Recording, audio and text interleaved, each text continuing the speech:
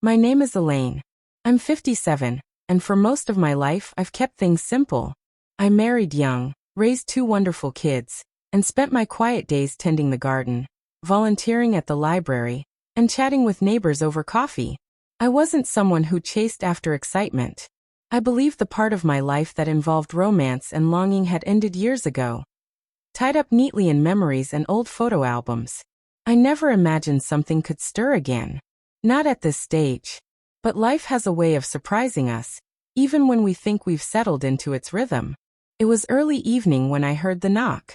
I had just finished tidying the kitchen, still humming from a tune on the radio.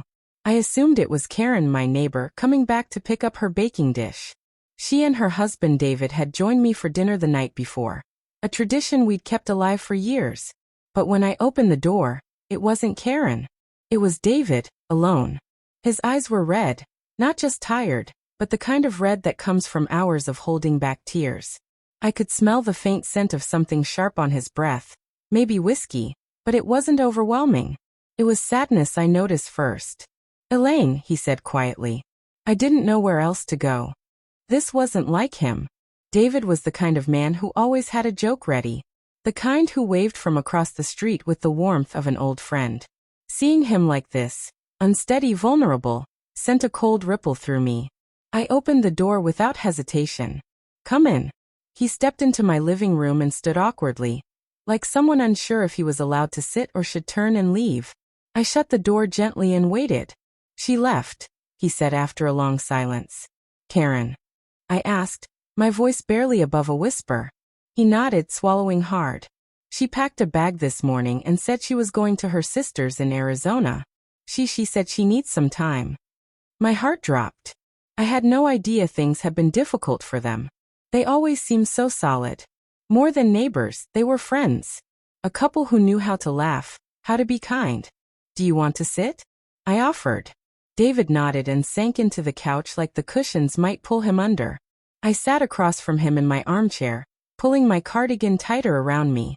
"I'm sorry for just showing up," he said. "I didn't know who else to talk to." "It's okay," I replied. And it was. But I also felt something else, an unfamiliar tension in my chest. The air seemed heavier. "She said she's been unhappy for a long time," he continued. "Said I don't see her. That I've been too busy. I thought we were fine." I watched his face carefully. I didn't know what to say. I knew that slow drifting well. My own marriage had ended in quiet.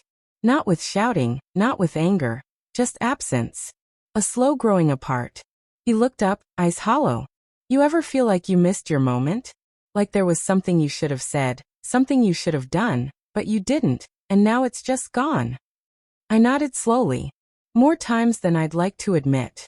He leaned forward, elbows on his knees. I keep thinking back to little things, conversations I ignored. I thought we had time. Silence settled again. Outside, wind chimes jingled in the fading light. "I'll make you some tea," I said, rising gently. He didn't reply, just nodded. I went to the kitchen, my hands trembling as I filled the kettle. I wasn't sure why. Maybe it was the intimacy of the moment, or maybe it was the realization that I was seeing David differently. Not just as Karen's husband, but as a man. I brought the tea to the living room and set his cup down. The steam curled between us. He gave me a tired but grateful smile. "Thank you," he said. I curled my fingers around my own mug, letting the warmth settle me. The room was dim now, lit only by the soft amber glow of the lamp. "You spend years with someone," he said quietly, "and when they're gone, the house doesn't feel like yours anymore." "Have you talked to anyone else?" I asked. "A friend, maybe?" He shook his head. "I couldn't. But with you it's different." His words made something in my chest tighten. I didn't ask what he meant. I wasn't sure I was ready to hear it. He glanced around the room. "You haven't changed much since Thomas passed, have you?" The name hit harder than I expected. Thomas had been gone nearly 9 years. Some days it felt like yesterday. Some days a lifetime ago. "No," I said softly. Somehow I just couldn't. David nodded, understanding. "You've always seemed at peace. Like you found a way through." "I did," I said, though my voice didn't quite believe itself. "Eventually. But I still have days where I expect him to walk in the door, where I set the table for two by accident. His eyes dropped to his hands. I've been watching you for years, you know. Not in a strange way. Just noticing. The way you carry yourself. It gave me hope. The silence between us changed again, thicker now, charged with meaning. I should probably go, he said, clearing his throat. I didn't mean to stay so long. I walked him to the door. On the porch he turned, his face uncertain. Elaine, last night, when we were all sitting together, I watched you laugh. I hadn't felt that kind of comfort in a long time. I opened my mouth then closed it. My heart was pounding too loudly. I'm sorry if that's out of line, he said gently. I just needed to say it. It's not out of line, I said. It's honest. We stood there in the night air, not touching, not speaking, just seeing one another. Then he nodded, stepped off the porch, and disappeared into the shadows of his house. The next morning, the light filtering through my kitchen blinds felt different. Hazy, as if the world was suspended between shadow and sun.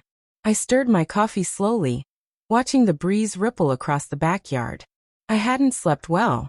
I kept replaying that moment on the porch, the way he looked at me, not as a neighbor, as someone who mattered. By midday, I was out back pulling weeds when I heard his voice. Elaine. I looked up. David stood on the other side of the fence, holding a cardboard box. Morning. I called, brushing dirt from my hands. I found some old gardening books in the attic. Thought you might like them. I smiled. Sure, bring them over. Moments later, he was back on my porch. The weight in his posture seemed lighter. We sat in the kitchen flipping through the books, pretending that was all it was. You okay today? I asked. He exhaled. Better. Saying it out loud helped.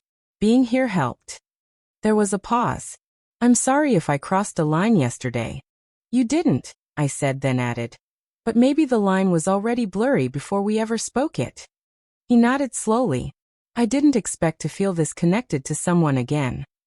Me neither, I whispered. Then he reached out and gently touched my hand.